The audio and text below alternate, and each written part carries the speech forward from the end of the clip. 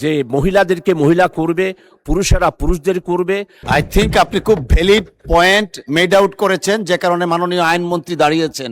মহিলা ডাক্তার দিয়েই ডাক করা হয়। মাননীয় স্পিকার, আপনাকে অসংখ্য ধন্যবাদ। আমাদের মাননীয় আইনমন্ত্রী মহোদয়কেও আন্তরিকভাবে ধন্যবাদ জানাচ্ছি। আমরা বেসরকারি সদস্য বিলের এইখানেও আমার এই বিলটা, যেটা আমাদের জনাব মাননীয় সংসদ সদস্য শাহজাহান সাহেব নোয়াখালী ওনার সভাপতিত্বে আমাদের বেসরকারি সদস্যদের বিল কমিটির বৈঠক হয়েছিল, সেখানেও আইনমন্ত্রী ছিলেন।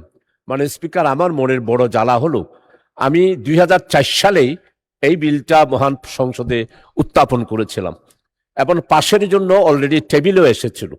তখন আমাদের স্পিকার ছিল ব্যারিস্টার জমির উদ্দিন সরকার মহোদয়। তো যেদিন পাশ হবে এবং বিলটা আমরা সবাই উৎসাহ উদ্দীপনা, আমার জমাত সহ, আমি তো তখন 4 দলীয় জুটেই ছিলাম, তো সবাই আমরা উৎসাহ উদ্দীপনা নিয়ে সেদিন এসেছিলাম। সেই দিন আমাদের মাননীয় প্রধানমন্ত্রী, দেশনেত্রী, 3 বারের প্রধানমন্ত্রী, আমার অত্যন্ত পরম শ্রদ্ধাভাজন, উনি আমাকে স্নেহ করতেন। উনি আমাকে ডেকে যখন বললেন যে আমরা বিলটা বিবেচনা করব, নির্বাহী আদেশ দেব, আপনি উইথড্র করেন। তো আমি সেই এটার পরিপ্রেক্ষিতে আমি উইথড্র করেছিলাম। এটা আমাদের সম্মানিত তখনকার দিনে ডক্টর খন্দকার মোশাররফ সাহেব, উনি উপস্থিত ছিলেন, সবাই আপনারা পুরাতন যারা আছেন। তো কিন্তু সেই যে 2004 সাল, আজকে 2026 সাল, এখনো পর্যন্ত আমি যে পোস্টমর্টম অ্যামেন্ডমেন্ট বিল, মাননীয় স্পিকার আপনি নিজেও জানেন, প্রতিদিন সড়ক দুর্ঘটনা, প্রতিদিন আমাদের বিষ প্রয়োগে মারা যাচ্ছে, পানিতে ডুবে মারা যাচ্ছে, নৌকায় ডুবিতে মারা যাচ্ছে। এদেরকে পোস্টমর্টম করার জন্য যখন আনা হয় মাননীয় স্পিকার, কত যে জ্বালা, কত যে কষ্ট। একদিকে মৃত্যুবরণ, আরেকদিকে তাদেরকে পোস্টমর্টম, আরেকদিকে তাদেরকে দাফন কাফন, এই সব জ্বালাতন থেকেই 1898 সালের আগেই এটা, এই পোস্টমর্টম এই বিষয়টা তখনকার দিনও আইনটা ছিল। মানে স্পিকার, আমি এই জন্যে এই দুঃখ, এই ব্যথা, এই বেদনা, জনগণের এই গ্লানি থেকে মুক্ত হওয়ার জন্যই আমি অত্যন্ত সাজানো গুজানো ভাবে এই বিলটি আমি দীর্ঘদিন সাধনা করেই আমি আবারও এতদিন পর, প্রায় 22 বছর পর আবার এই বিলটি এনেছি। তো মাননীয় আইনমন্ত্রী যদি মেহরবানি করে এটাকে উইথড্র করার জন্য বলেছেন, আমি এটাকে অবশ্যই সম্মান করি এবং আপনাকে অবশ্যই সম্মানিত করব।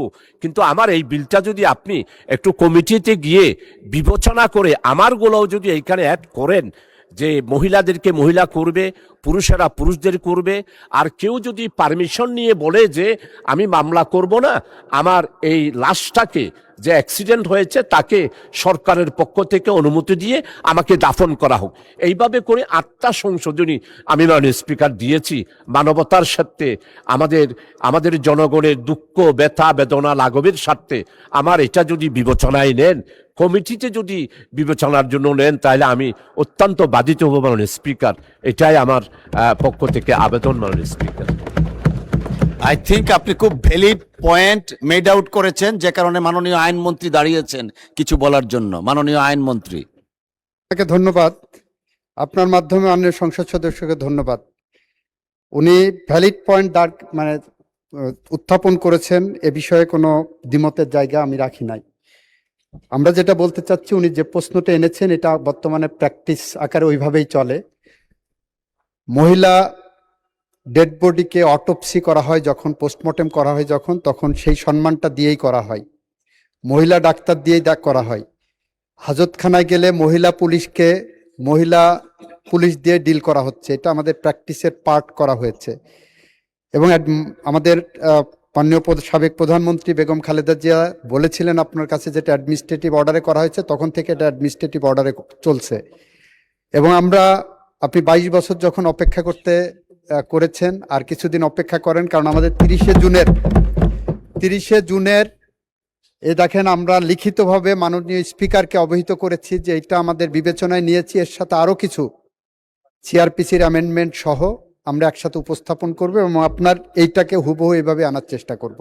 সুতরাং আপনি বিলটা প্রত্যাহার করলে আমরা প্রতিশ্রুতিবদ্ধ থাকছি, এই সংসদ আশা করি সেটা বিবেচনা করবেন।